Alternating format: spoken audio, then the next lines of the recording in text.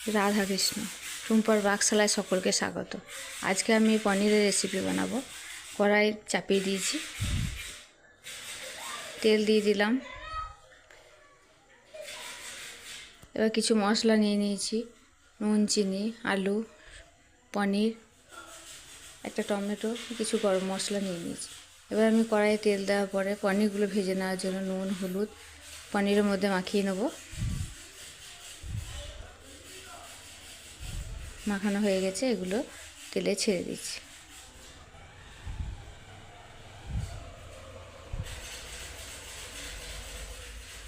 খুব বেশি ভাজবো না, একটু লাল লাল ভাব হবে আর তুলে নেব।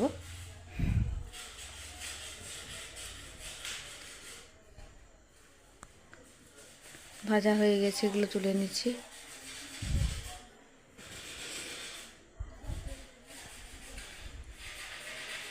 এবার ওই তেলের মধ্যে আলুগুলো ভেজে নেব। আমি সব আলুগুলোই দিয়ে দিলাম।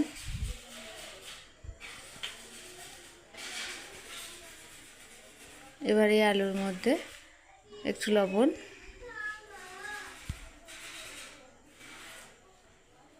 একটু হলুদ দিয়ে নাড়াচাড়া করে ভেজে নেব। ততক্ষণ আমি মশলাটা করে নিচ্ছি। 7-8টা কাজু বাদাম, একটা কাঁচা লঙ্কা, একটু আদা মিক্সিতে পেস্ট করে নিচ্ছি, আর 1 চামচ মতো পোস্ত পেস্ট হয়ে গেছে। ততক্ষণ আলুগুলো ভাজা হয়ে গেছে, আলুগুলো তুলে নিচ্ছি। কড়াই ওই তেলের মধ্যে 1 চামচ জিরে, গরম মশলা, একটা তেজপাতা, শুকনো লঙ্কা আমি একে একে সব দিয়ে দেব। শুকনো লঙ্কা দিয়ে দিলাম। একটু ভাজা হয়ে গেছে, এর মধ্যে একটা টমেটো আছে, টমেটোটা দিয়ে দিলাম।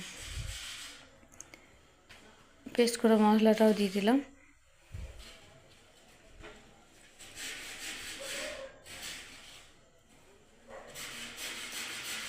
এবার এর মধ্যে 1 চামচ হলুদ, ছোটো চামচে 1 চামচ জিরে গুঁড়ো, আর পরিমাণ মতো লবণ, 1 চামচ চিনি। চিনিটা কম বেশি করতেই পারেন আপনারা। 1 চামচের মতো লঙ্কা। মশলাটা একটু ভেজে নিলাম। আলুগুলো মশলায় দিয়ে দিচ্ছি।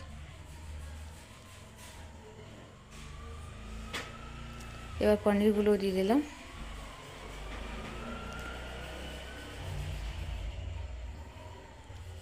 একটু নাড়াচাড়া করে পরিমাণ মতো জল দিয়ে দিচ্ছি।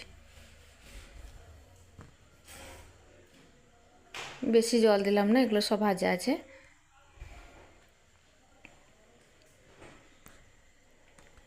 পনির আলু সব ভাজা আছে, বেশি জল লাগবে না। হয়ে গেছে। নামানোর আগে 1 চামচ ঘি দিলাম। একটু ফুটে উঠেছে, আমি এবার গ্যাস বন্ধ করে দিয়েছি, নামিয়ে নেব। দেখুন কত সুন্দর হয়ে গেছে। বাড়িতে থাকা উপকরণ দিয়েই আপনারা এইভাবে বানান। রাধে রাধে।